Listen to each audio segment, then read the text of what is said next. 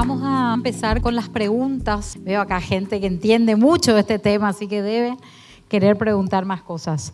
Para empezar, nada más quisiera consultarle sobre todo a Pearl. ¿Cómo ves en la práctica hoy los mercados de carbono? ¿Cómo están funcionando y cómo ves vos desde Paraguay, sobre todo desde tu experiencia? ¿Cómo está el mercado? Está funcionando realmente ya. O sea, ya se están haciendo operaciones de tamaño grande en el país, en ese mercado voluntario que comenté antes, de más y más calidad. Entonces, hay proyectos en Paraguay que ya, habrá como 10 proyectos ya reconocidos en el país que ya están recibiendo, o sea, se está emitiendo créditos y se están vendiendo bien, bastante bien en el mercado internacional. O sea, es algo que ya está en funcionamiento. Rodolfo, ¿cuál es la diferencia entre un crédito de carbono, un bono de carbono, un carbon offset y una certificación de servicio ambiental? Se usan muchos términos y algunos son equivalentes. Cuando hablamos, por ejemplo, de un carbon offset es el hecho de reducir o capturar la tonelada. Cuando eso ocurre y se siguen todos los procesos de certificación y demás, se emite el crédito de carbono. Entonces, un carbon offset se convierte en un instrumento que se puede comercializar, que es el crédito de carbono. A veces se le llama bono de carbono y tiene otros nombres. Con frecuencia en Paraguay se confunde con lo que son los certificados de servicios ambientales, que tienen algunos puntos de conexión, pero son en esencia diferentes. Nosotros tenemos una ley de servicios ambientales mediante la cual se pueden emitir certificados de servicios ambientales por realizar actividades en pos de la biodiversidad y cuidado del ambiente, que pueden o no estar relacionadas a la captura del carbono. Digamos, esa es una actividad posible que genera un beneficio ambiental, pero también está, por ejemplo, la conservación de la fauna, conservar humedales. Todo ese tipo de actividades permiten, bajo la Ley de Servicios Ambientales de Paraguay, generar certificados de servicios ambientales que también se venden. Pero en esencia son regulaciones distintas que quizás tienen algunos puntos en común. No sé si alguien tiene alguna pregunta específica que ya quiera hacer. Buen día. Bueno, mi pregunta trata de ese concepto de adicionalidad. Específicamente quisiera saber si las reservas naturales que sean del Estado o una reserva natural privado que está dedicado en permanencia puede venderse, puede vender servicios de carbono y recibir créditos porque no veo la adicionalidad. Si hay una reserva, ponte Médanos de Chaco, eso está para siempre, supongamos, ¿no? Y eso va a acumular carbono a los años con o sin lo que haga el Estado. Una reserva natural, legal, privado, lo que sea, no tiene adicionalidad si realmente se está reservando. Si en un país se puede medir que las reservas van perdiendo biomasa con el tiempo y tú haces un proyecto para parar eso y realmente conservar la reserva, entonces tu proyecto tiene adicionalidad. Y antes se medía normalmente por proyecto, pero eso era muy subjetivo, entonces pasó a ser por país. Se llama jurisdictional approach, o sea, tiene que ser de tu jurisdicción. En nuestro caso es Paraguay. ¿Cómo es el caso de las reservas naturales en Paraguay? Pierden biomasa todas. Y está demostrado y Infona publica los datos de esa pérdida. ¿Por qué? Por fuego, porque se corta ilícitamente, alguien hace un campo de yuyos en medio de la foresta, etc. Entonces, los yuyos ilícitos tienen gran parte de eso. Entonces, en Paraguay, por ser concreto, tienen adicionalidad las reservas porque se están perdiendo. Así de sencillo. Si conseguimos en 10 años cambiar esa tendencia, vamos a perder la adicionalidad. A eso me refería antes. Pero bienvenido sea porque significa que vamos a cuidar nuestros recursos mejor. Agustín Magallanes. Gracias. Los precios se establecen entre comprador y vendedor o quiénes determinan, hay un clearinghouse, ¿cómo funciona? Todavía es entre comprador y vendedor. Es completamente OTC, como se dice, como over the counter. Entonces no hay todavía una bolsa que funcione bien. Hay intentos, como suele haber en los commodities. Antes de que empiece a haber una buena bolsa de Chicago, hay intentos pequeños que intentan y están trabajando en ello, pero como todas las bolsas tienen que tener mucho volumen y liquidez para que realmente funcione. Tiene su desafío todavía también por eso de los co-benefits, o sea, no es una tonelada no vale lo mismo que la otra. Yo creo que sería muy bueno si fuese a un mercado más líquido, más unificado, que no haya diferencias de entre 4 y $93. No tiene mucho sentido tanta diferencia. También toma relevancia trabajar con buenos desarrolladores. Hablábamos hace rato de quiénes son las partes que están involucradas. Estar bien asesorado por expertos en esto es muy importante porque ayuda a entender cómo maximizar el potencial, a cuánto se podría vender, quiénes son. ¿Hay algún análisis ya de la capacidad de nuestro mercado paraguayo para la emisión de los certificados de carbono? Yo creo que aquí tenemos una potencial en los sectores que vemos ahora. Yo trabajo con nuestras empresas forestales, entonces yo hablo de lo que yo sé. Rodolfo tiene una visión mucho más amplia de los otros sectores.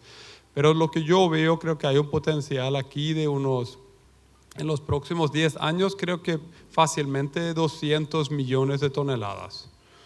O sea que realmente es algo brutal. Si ponemos por $4 son 800 millones, que no está mal, pero no es lo mismo que multiplicarlo por 100, que son 20 mil millones de dólares. Entonces por eso es otro de los motivos importantes de tener una legislación clara. Solamente que deje las reglas de juego claras, ¿no? y que sea igual para todos en el país, evidentemente. Eso puede cambiar de esos 800 millones a 20 mil millones. Siendo probablemente uno un poco pesimista y el otro un poco optimista. Hablando de los sectores, acá estábamos hablando de un sector que tiene las siglas de AFOLU, que es agricultura, forestación y otros usos de la tierra, las siglas en inglés, y dentro de eso entran varias categorías otra vez, lo que es RED, que es conservación, lo que es ALM, que es manejo de tierras de agricultura, lo que es el sector de ganado. Hay un gran sector fuera de lo que es AFOLU, que es, por ejemplo, transporte. Ya hay un proyecto en Paraguay registrado con el tema de transporte, biodiesel y demás. El sector de energía es un sector que tiene un potencial enorme para Paraguay. Por ejemplo, la transición de una industria que hoy quizás está funcionando con carbón o con otra fuente no renovable a hidroeléctrica, esa reducción, esa empresa que hoy estaba emitiendo 100 y ahora va a emitir 80, emite créditos por esa diferencia. Una flota de buses o de barcazas que funciona hoy a diésel y quizás cambia su matriz energética, puede emitir créditos de carbono. Entonces ya hay algunos proyectos en Paraguay fuera del sector AFOLU, pero que hoy sigue siendo el más grande. Tenemos un pool de agricultores o ganaderos. ¿Tomaríamos entonces una finca productiva o un área total de producción para certificar carbono? Buen día a todos, mi nombre es Marcelo Insaurralde, yo soy director de la empresa Desde el Suelo y nosotros como Desde el Suelo, como bien de alguna manera lo mencionó Rodolfo, estamos trabajando ya en Paraguay con una empresa suiza de nombre Ecosecurities. Ya tenemos programas vigentes en Paraguay en los que le ofrecemos al productor la capacidad, la posibilidad de rentabilizar o de generar incentivos económicos en su sistema productivo a través de su core business, que es lo que viene haciendo, ya sea ganadería o también existe la posibilidad de certificar crédito de carbono para excedentes boscosos en el Chaco paraguayo. También se pueden hacer certificaciones de crédito de carbono en la región oriental con otra modalidad de proyecto. Eso un poco para hacer una breve introducción. Respecto a la pregunta de Alma, efectivamente sí, si hay un pool de productores, siempre lo que se busca es, siempre en todo lo que tiene que ver con el mercado de carbono, es un negocio de escala, o es un proyecto que merece o requiere una escala importante. Mientras más escala tengamos, más posibilidad de negociación vamos a tener en el mercado internacional de carbono, ¿verdad? O sea, hoy los compradores de créditos de carbono no quieren comprar 100 toneladas o 1000 toneladas, quieren comprar 2 millones de toneladas al año, ¿verdad? Entonces, lograr 2 millones de toneladas al año requieren proyectos agrupados, ¿verdad? Y de hecho esa es una modalidad para trabajar en este tipo de proyectos, generar proyectos agrupados que puedan alcanzar esa escala y por lo tanto que puedan generar un volumen importante de créditos de carbono. Respecto un poco a la pregunta de caña de azúcar, realmente no quiero decir ni sí ni no.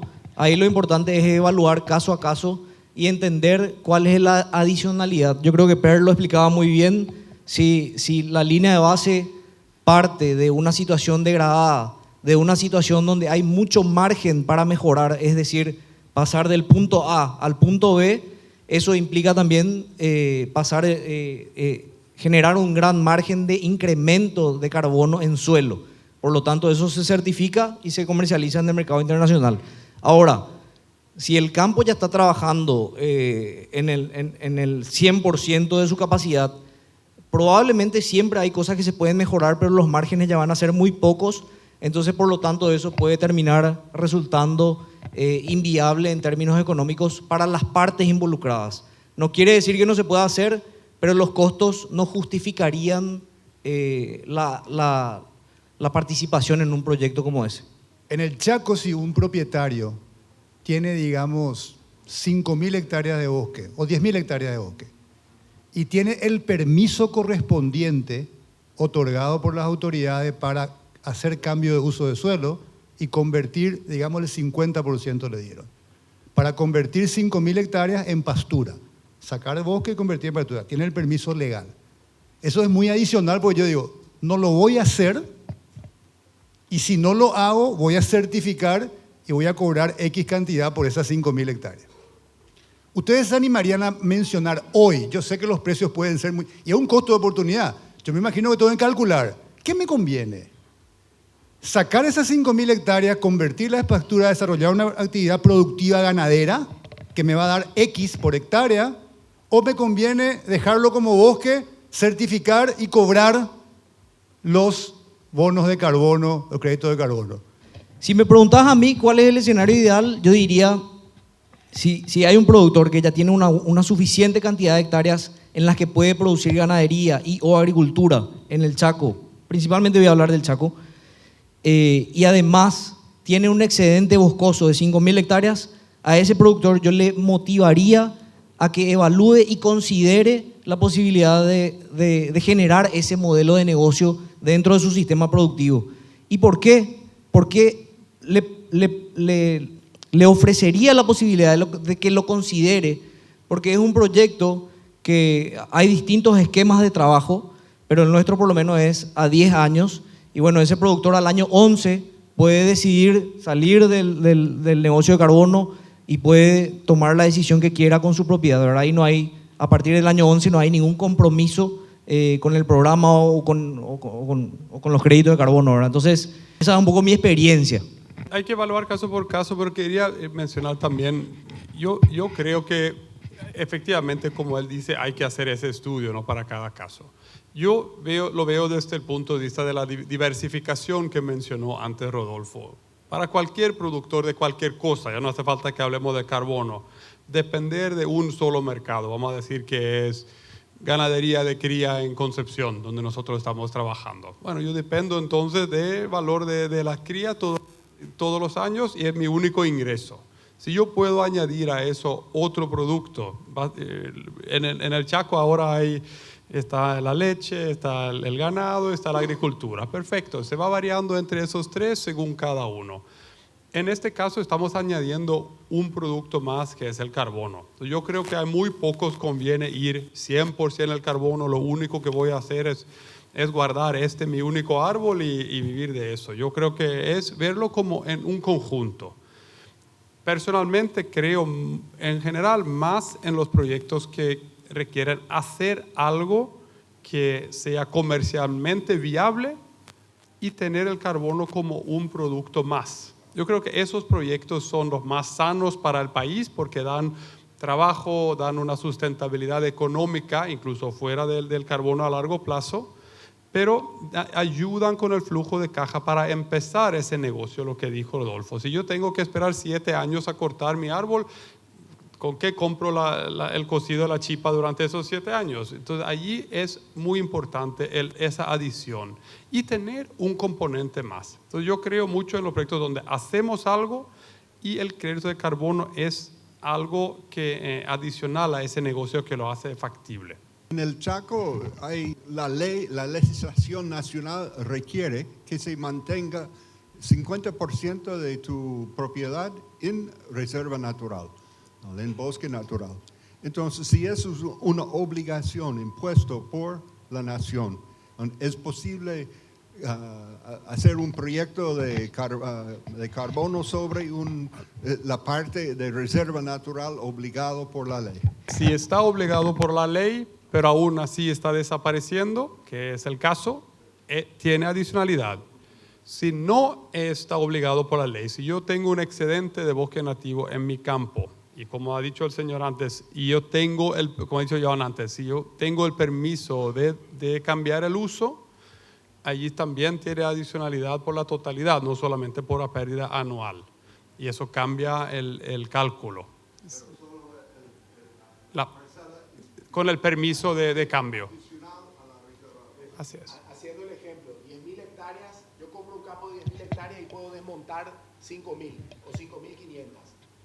Hay dos elementos ahí. Por la porción que puedo desmontar, ciertamente la que la ley me permite desmontar, ciertamente puedo certificar.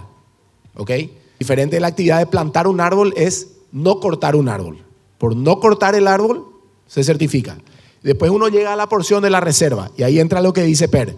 Esa reserva está protegida por ley. En principio uno diría no hay adicionalidad. Ahora, si uno demuestra, como es el caso en Paraguay, que a pesar de una prohibición legal hay un 1 o 2% de desmonte ilegal, entonces se podría también certificar. Pero probablemente van a ser valores distintos para cada porción. Al ejemplo que decía Per, no es lo mismo plantar un árbol, la captura que genera plantar un árbol versus lo que es no cortar un árbol. No es lo mismo.